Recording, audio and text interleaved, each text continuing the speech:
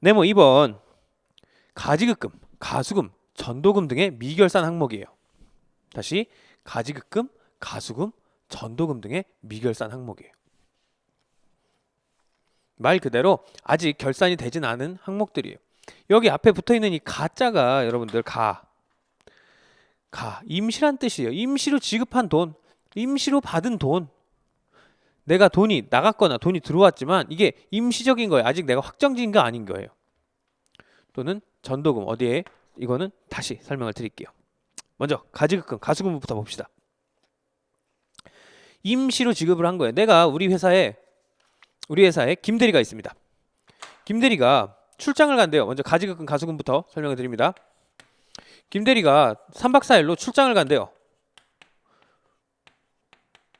부산으로 3박 4일간 회사 일로 출장을 가요. 김대리가 나한테 와서 이 얘기를 합니다. 아니죠, 내가 아니라 경리과장한테 와서 얘기를 합니다. 경리과장 워낙 일을 못해서 조만간에 잘릴 것 같아요. 자, 돈이나 어디 갔는지 모르고. 자, 김대리가 가서 경리과장에게 얘기해요. 경리과장님, 저 부산으로 3박 4일 출장을 가니까는 가서 밥도 먹어야 되고 뭐 이동도 해야 되고 거래처 만나려면 뭐 잠도 거기서 자야 되니까는 돈 좀 주세요. 가서 쓰고 뭐 이거 정산할게요. 알겠어, 얼마 필요해 해서 한 20만 원 주세요라고 했습니다. 20만 원을 미리 줘요. 가서 쓰라고. 이게 바로 가지급금입니다. 아직 쓴 건 아니잖아요. 쓴 건 아닌데 현금은 금고에서 빼서 김대리한테 줬기 때문에 경리과장은 이 20만 원을 임시로 지급한 돈이다 해서 가지급금이라고 이야기를 해요.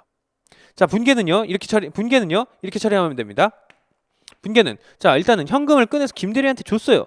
금고에서 현금을 꺼내서 김대리한테 줬기 때문에 현금은 빠져나갔어요. 대변에다 현금 20만 원. 자, 이게 뭐라고요? 이게 가지급금이요. 가지급금 20만 원. 이렇게 분계를 해줘요. 자, 김대리가 3박 4일 동안 이제 부산에 가서 이제 업무를 보고 하느라 교통비를 7만 원을 썼고요.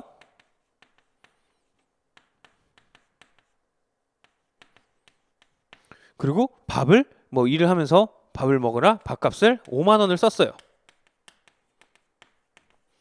요것만 쓰고 나서 이제 갖고 와갖고 15만 원 썼으니까는 12만 원 썼으니까는 8만 원을 다시 경리과장에게 돌려줍니다. 경리과장님 저요 이거 교통비로 7만 원 썼고요. 밥값으로 5만 원 썼어요. 그리고 현금 8만 원이 남아서 이거 돌려드릴게요. 그리고 영수증, 교통비 영수증 자 7만 원 여기 드리고요. 밥값 영수증 5만 원 여기 드렸습니다 해요. 그럼 경리과장은 자 이제서야 분계를 다시 합니다. 김대리가 가서 교통비를 썼어요. 교통비는 여비교통비라는 계정 과목을 씁니다. 여비교통비로 영수증을 보면서 7만 원을 썼고요. 자, 밥을 먹었어요. 밥은요 복리후생비로 우리가 기록을 합니다. 복리후생비 5만 원. 그리고요 현금 8만 원 다시 돌려줬죠. 나한테 현금 8만 원 다시 금고에 집어넣으니까 차변에 갖다가 현금 8만 원을 적습니다. 자, 그럼 반대쪽의 계정엔 뭐가 와요? 이때 이 가지급금 20만 원을 없애주는 거예요. 가지급금 20만 원. 자, 그럼 최종적으로 어떻게 돼요? 최종적으로 자, 여기는 좀 헷갈리니까 좀 이렇게 지울게요. 자, 가지급금 20만 원 없어져요. 20만 원 차변에 나오고 20만 원 대변에 나오니까 없어져요. 현금 20만 원 있고 차변에 8만 원 있으니까 현금 12만 원으로 없어지면 되겠네요. 12만 원만 남고 없어지면 되겠네요. 자, 현금 12만 원을 꺼내가지고 여비교통비 7만 원이랑 복리후생비 5만 원을 썼다라는 결론이 나오면서 끝나게 됩니다. 이게 가지급금 처리예요. 오케이, 가수금도 반대로 처리를 하면 되는 거고요. 자, 다음은 전도금 설명드릴게요.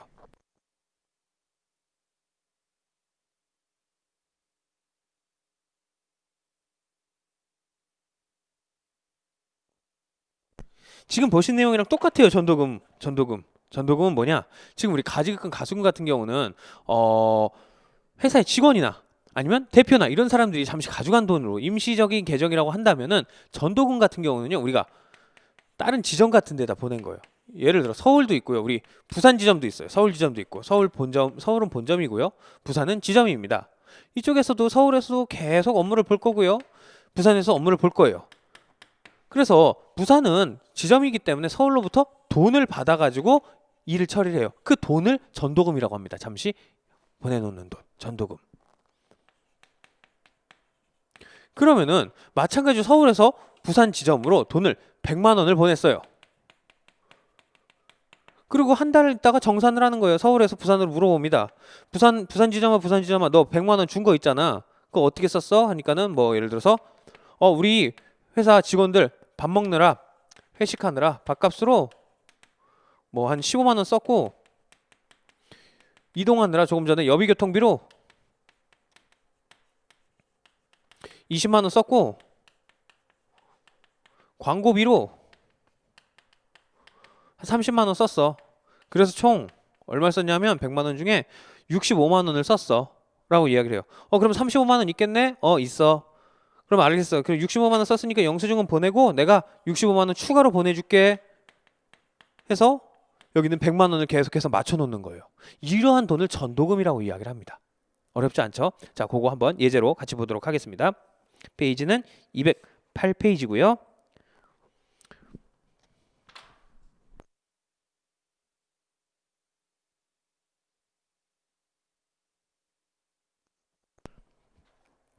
자, 주식회사 3일은 12월 3일에 부산에 있는 현장 사무소, 부산에 있네요. 여기도 부산에 있는 현장 사무소에 12월 3일에 12월 동안 쓰라고 운영자금으로 30만 원을 송금했어요. 30만 원을 보내주면서 격리 담당자는 전도금으로 회계 처리하였다. 어떻게 했대요? 전도금으로. 한번 이거 회계 처리해 볼까요? 전도금으로. 자, 서울이에요. 만약에 예를 들어서 3일은 어디 있는지 모르겠지만 서울이라고 칩시다. 서울에서 부산으로 주면서 자, 얼마 줬어요? 30만 원을 주면서 어떻게 금고에 있는 돈을 꺼내서 또는 통장으로 싸줬겠죠. 근데 금고에 있는 돈을 꺼내서 줬다고 합시다. 현금 빠져나가니까 현금 30만 원. 이거 왜 나갔어요? 부산아, 너 갔다가 일단은 갖다 써라. 조금 전에 봤던 전도금이죠. 전도금으로 30만 원을 부산에 보내놨어요. 송금하면서 격리 담당자는 전도금으로 회계 처리하였다. 결산할 때 12월 31일 날, 결산 시 12월 31일 날 격리과장은 부산 현장 사무소장에게 자금 사용 내역을 요청한 바. 자, 부산아, 너 30만 원 내가 준 거 있잖아. 그거 어떻게 썼는지 나한테 보고를 해라. 20만 원은 비품 구입에 사용해야 했다. 그 내역과 함께 영수증을 보내왔으면 20만 원. 자, 20만 원은 어떻게 해요? 20만 원은 비품으로 사용을 했대요. 그러면 20만 원어치 비품을 샀고요. 부산에서는 20만 원어치 비품을 샀고요. 그리고 나머지 10만 원은 어떻게 해요? 현금으로 아직 갖고 있대요. 그러면 현금 10만 원을 갖고 있대요. 그러면서 이거 어디서 난 돈으로 산 거예요? 전도금을 없애주면서 전도금을 빼와주면서 반대쪽으로 30만 원을 적어주시면 되겠죠. 그러면 전도금 없어지니까 우리 최종적으로 재무상태표에 나타나진 않고요. 현금 20만 원, 현금 10만 원과 현금 30만 원 중에 10만 원 없어지니까 20만 원이 우리가 남게 될 거예요. 남는 건 요거네요. 현금 20만 원을 내서 비품 20만 원을 샀다로 끝나게 되는 거예요. 맞죠? 내용을 딱 보더라도 부산에서 비품 20만 원 쓴 게 이 회사에서 돈 쓴 게 다잖아요. 그러면은 이렇게 처리하면 되겠네요. 자, 다음 네모 3번 유가증권입니다. 유가증권 별표지 해주시고 평가라고 적어주세요.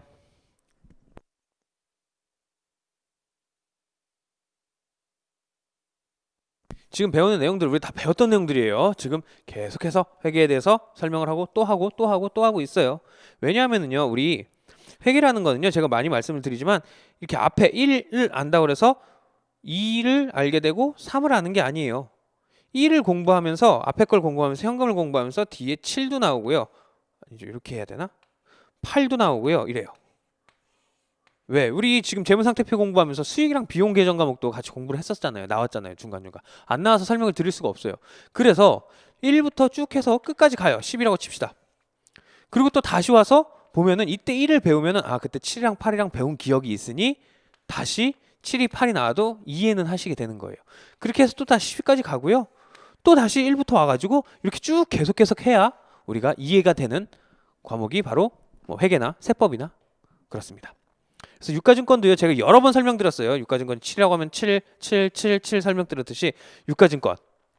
자, 뭘 설명드릴지 충분히 아실 거라 생각이 됩니다. 자,